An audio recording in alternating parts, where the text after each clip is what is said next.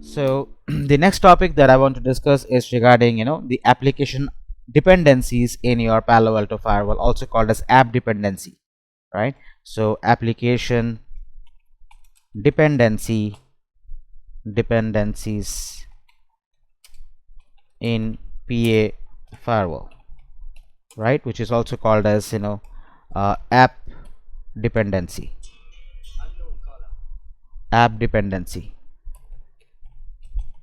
Okay.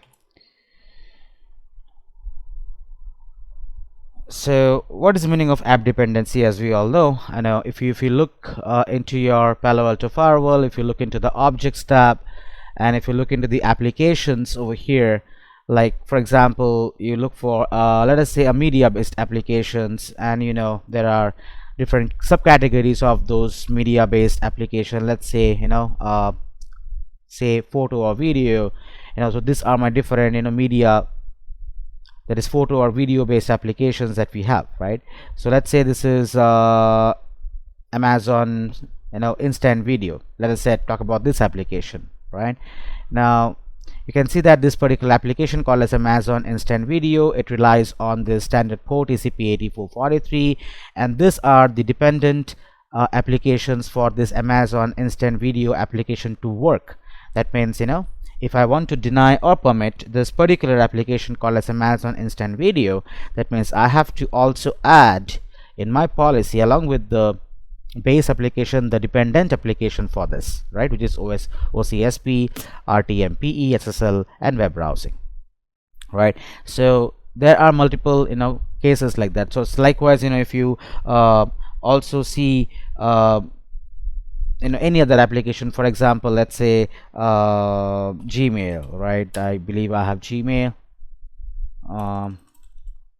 Facebook. I believe I've selected the category as media, right? So that is the reason. Okay, let me clear the filters and let's search with Gmail. Right, so it says that Gmail, it comes under the category of collaboration and SaaS, and there are multiple subcategories for that. Now let's say if I look for the email category, and let's say I want to play with this application called as Gmail posting, right, or Gmail uploading. Let's say Gmail uploading, and you can see that it also depends upon this application called as Gmail base, right? So that means there are application dependencies. If you don't add those applications in your policies, then that means that policies won't work. So if I want to write down a security policy where I'm blocking Gmail uploading, in that case, in my security policy, in order to make sure that Gmail uploading feature works, I need to add the Gmail base dependent application as well. Okay, so I think you've seen that earlier as well. So if I look into my policies, and if you look into the security policy which you have configured earlier, like blockfb.com, you can see that there were dependencies, right? So under the application, you can see that there are dependencies that will list out over here. Yeah, so like that. So yeah, so let me write down some key points regarding this app dependencies. Here we go. Okay, what do you mean by that? So as I've told you, in Palo Alto network firewalls, some applications require other applications to function properly. So these are called application dependencies. So when you create any security policy that allows or blocks a particular application, you must also account for its the dependent application or its dependencies, or the traffic may not work as expected. Okay, so the first thing first, how to identify the dependent application. So I can write down this. So how to identify application dependencies. Okay, how to identify that? The first point will be check in the security policy rule. as I have shown you just now, right? So we can check into the security policy rule. So when you are adding any application to a security rule, the firewall will automatically suggest its dependencies. So example, if you are allowing YouTube base, it will prompt you to allow SSL and web browsing, because YouTube operates over HTTPS. So those SSL and web browsing becomes the YouTube base dependent application. Okay. Number two is, you can use the application browser, which I have shown you as well. So under the objects tab, and you can look into the applications, and you can search for any application, for example Gmail, for example let us say Skype, right? And you can click on this particular application to see its dependencies under the depends on section. Okay. And third point would be to monitor logs for blocked traffic, which means that we can go to the monitor tab, then you can go to the logs tab, monitor tab, then you can go to the logs tab, and then you can go to the traffic tab, right, to filter logs for you can actually then filter the logs for action, deny. Just filter that and check if any required dependencies are being blocked. Okay. So I can write down here the common application dependencies. For example, if the application is YouTube, its dependent application are web browsing and SSL. If the application is Facebook, it's common, again it is web browsing and SSL. Even for Skype, it is Facebook, Skype, it is also web browsing and SSL. If I'm using, let us say, Google Meet application, in that case it is web browsing and SSL, and it is STUN application. All right. Likewise, similarly for WhatsApp as well, those are the dependent application as an example.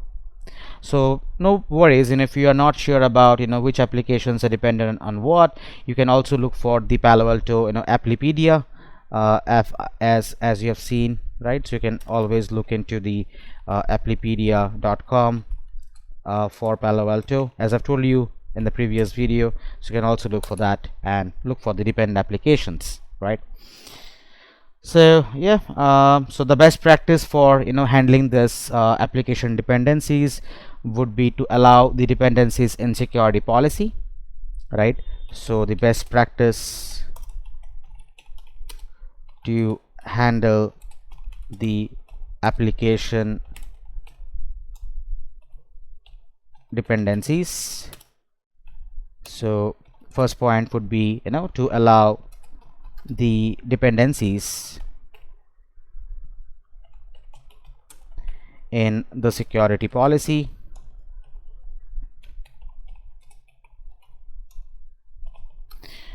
So when you are adding any application to a policy, so allow all required dependencies, as I've shown you earlier.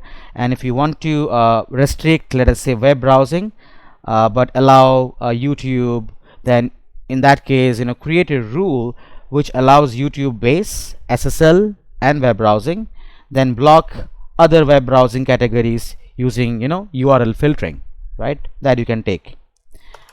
So I can write on this particular point, let's say if you want to restrict web browsing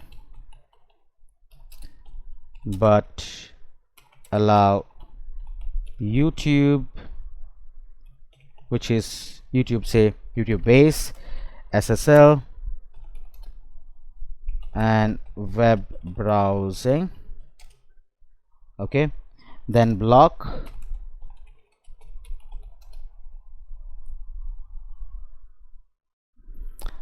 restrict web browsing but allow YouTube base but allow YouTube, I should say like that, allow YouTube, then create a rule allowing YouTube base SSL and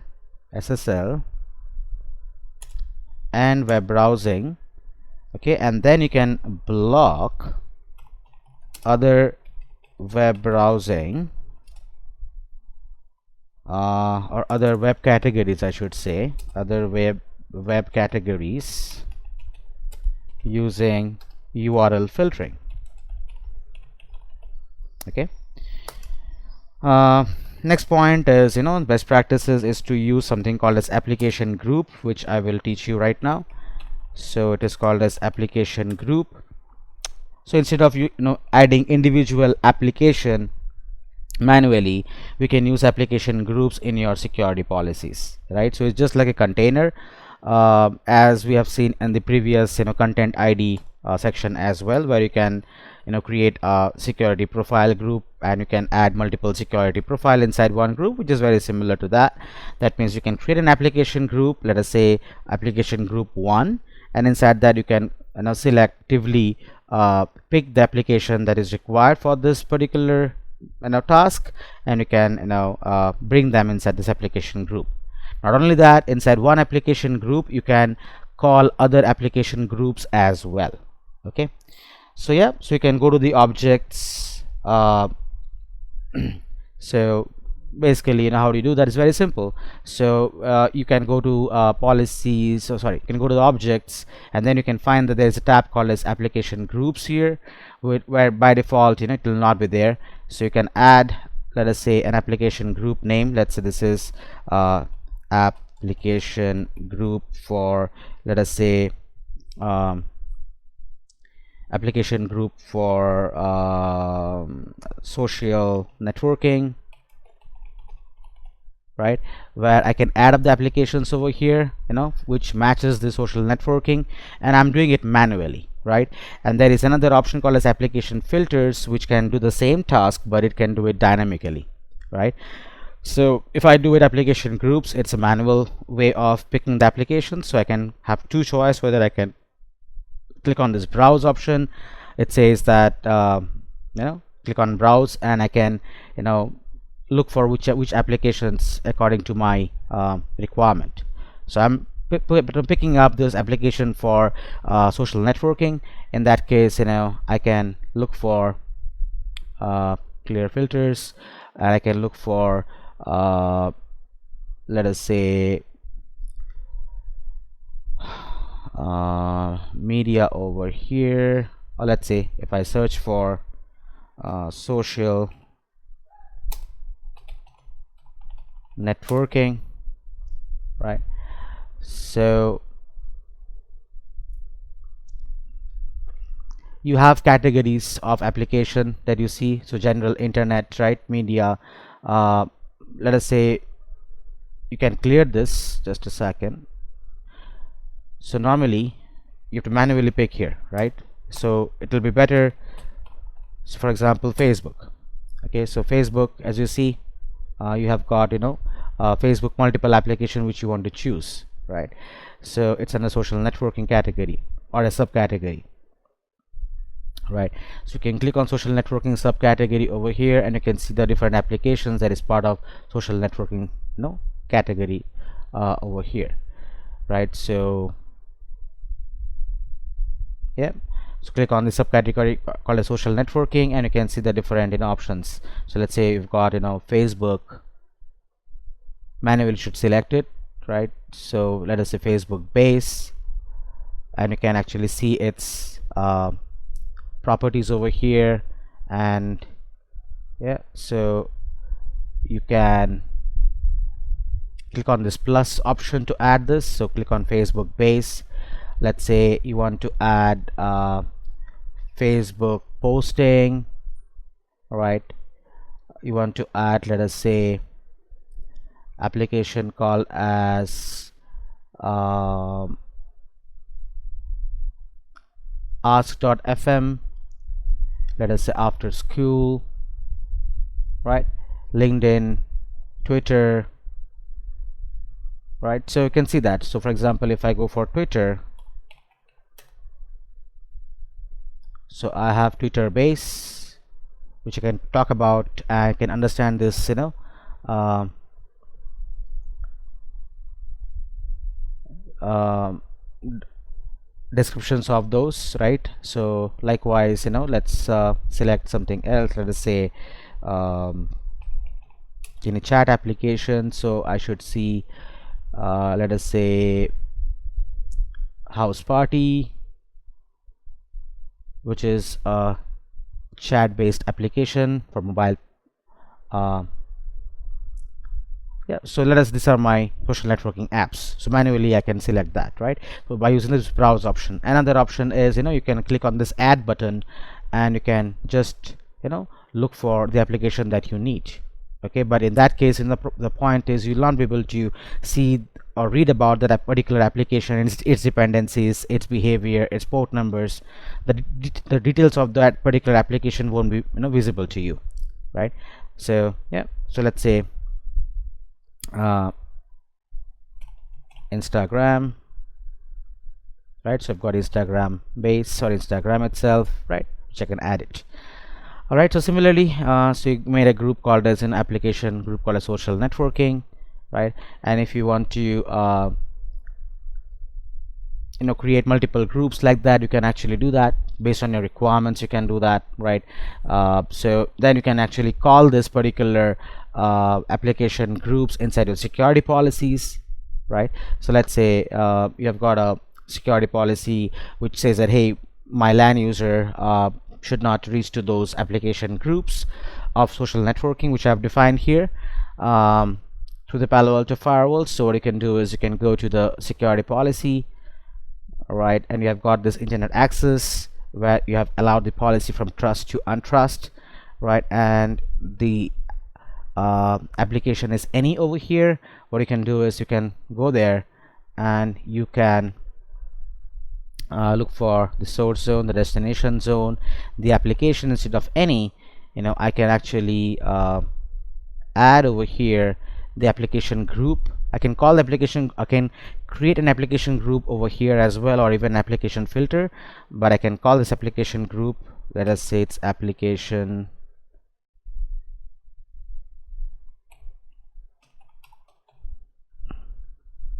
group social networking, which I've made just now. I can call that, and yeah, so if you select that, good. So yeah, so you can go ahead and you can apply this, and you can see that this app group has been called in your security policy, right? And likewise, if the user is trying to reach any let us say if it is allowed, but if you want to block it, you can block it in the action column over here, and you can work with that, right, based on a requirement.